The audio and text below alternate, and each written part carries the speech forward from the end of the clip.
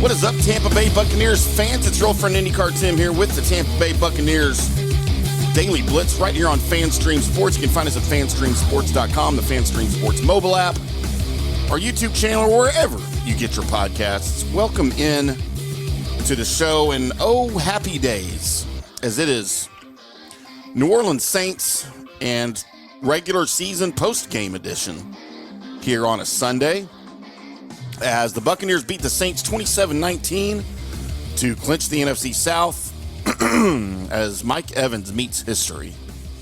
And boy, there was a lot of things in doubt in the first half with this game, I'm not going to lie.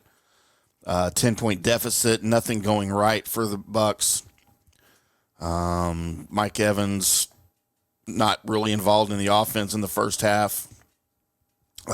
Just not a lot of things happening going the Bucs' ways in the first half, but in the second half, that certainly turned around as the Bucs defense held the New Orleans offense to just 3 points. They got a field goal in the third quarter, and that was it as the Bucs rattled off 21 straight for a 27-19 win. Baker Mayfield used his legs and his arm to help the Bucs clinch their fourth straight NFC South title, while putting Mike Evans over 1,000 yards receiving. Mayfield fired a 32-yard touchdown pass to Jalen McMillan for the go-ahead score and then scrambled 28 yards for a crucial first down on the next drive, leading the Bucs to the final score. Evans caught a 9-yard pass on the final play of the game to surpass 1,000 yards for the 11th straight season, tying Jerry Rice for the most in NFL history.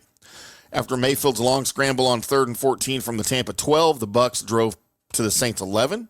Mayfield looked for Evans, but flipped the ball backward to Bucky Irving, who ran 11 yards for the TD to make it 27-19. And look, Mayfield was looking for Mike all game long. He knew what was at stake. And by the way, Mike doesn't just get the 1,000 yards and an 11th straight 1,000-yard season to start his career. He also gets a $3 million bonus with all of that. So there's no question maybe a little gratuities coming Baker's way, maybe from Evans, maybe in the form of a nice expensive dinner or something, wherever they go, those guys like to, maybe they'll go to the patio, hang out a little bit.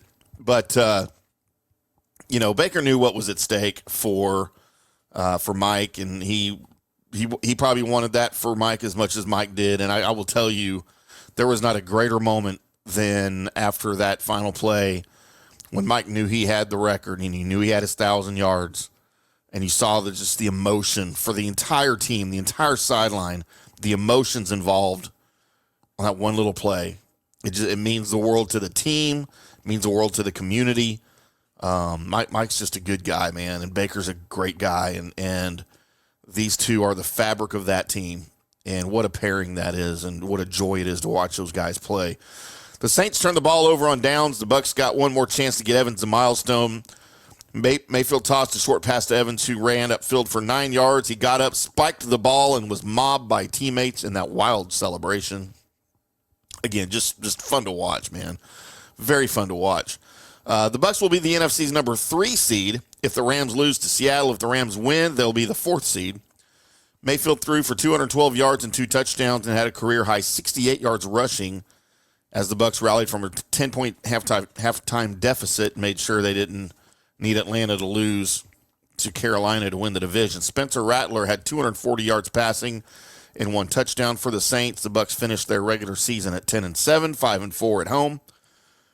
The Saints finished their season 5-12 and 2-6 on the road. The Bucs trailed for most of the game and were down 16-6 at halftime. They went ahead when Mayfield connected with McMillan for a score in the fourth quarter. McMillan was penalized 15 yards for an unsportsmanlike penalty after making a 33-yard catch that extended the drive on 4th and 8. He signals first down in a gesture that was interpreted as mimicking shooting a gun. So if you're watching on the video, what McMillan did was he had the signal to first down like this. He did this. Well, to the referee, if your finger is up and your 2 first fingers are out and your other 2 fingers are curled in, that looks like a gun. And I think maybe that's just the way he points. because you could see him pleading with the referee after the flag was thrown. He was like, man, he's just showing him. He's like, I was doing first down. But it doesn't matter. You got to know you can't do that.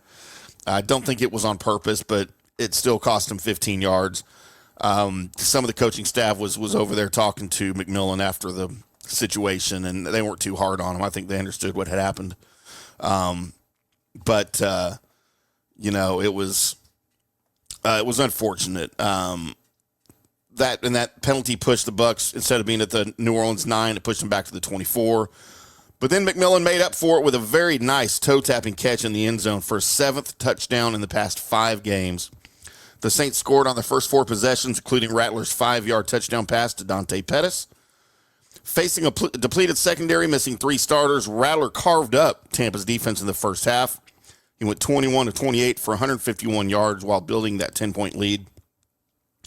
Evans caught 2 passes on 3rd and long to extend the drive that stopped at the 7, forcing the Bucs to settle for a 25-yard field goal by Chase McLaughlin to cut it to 13-6. Rattler quickly moved the Saints into scoring position, completing 7 straight passes, and Blake Grupe's 39-yard field goal made it 16-6 at the half. With Tom Brady watching from the television booth, the Bucs secured their 5th straight playoff appearance. The streak began in 2020 when Brady left the Patriots to join Tampa Bay and led the Bucs to the franchise's 2nd Super Bowl title there in 2020. Mayfield stepped in last year after Brady retired, reviving his career and helped the Bucs advance to the divisional round last year. Mayfield had a career year this season after his career year last season. He finishes with 41 touchdown passes. The Saints finished a disappointing season that began with plenty of promise. New Orleans opened the season 2-0, outscoring the Panthers and Cowboys 91-29. But then the Saints fell apart. Coach Dennis Allen was fired. Special teams coach Darren Rizzi then, of course, took over on an interim basis. The Bucs were 0-6 this season when they didn't score first. Blake Grupe kicked that 35-yard field goal to give the Saints a 3-0 lead on the opening drive, so that stat did not hold true for this game, thankfully. McLaughlin answered with a 52-yarder after a running into the kicker penalty on a punt allowed Tampa Bay to move up 5 yards. Grupe then made a 39-yarder for a 63 lead on New Orleans' ensuing drive. As far as injuries go, the Bucs were a little short-handed. They're going to need to get some of these guys back here this week before the playoff game next Saturday or Sunday. Safety Antoine Winfield Jr. with his knee, tight end Kate Otten with a knee, and corner Jamel Dean with a knee. They were all inactive. Jordan Whitehead didn't play because he was injured in a car accident on Saturday on his way to the team facility.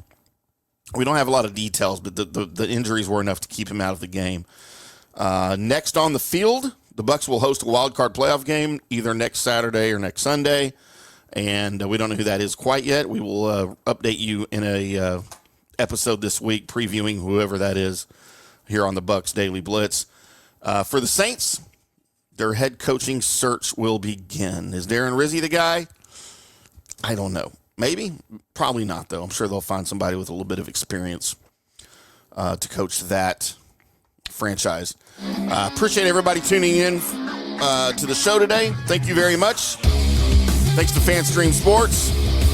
Go check us out at fanstreamsports.com or wherever you get your podcasts. We'll come back and preview the wild card opponent for the Bucs coming up, and some other news around the league. Head coach firings. Patriots fired Gerard Mayo on Sunday. Other teams are looking for coaches. We're on Dallas Cowboys head coaching watch as well in the NFC. But we'll talk about all of it on the next episode. Until then, boys and girls, we'll see you.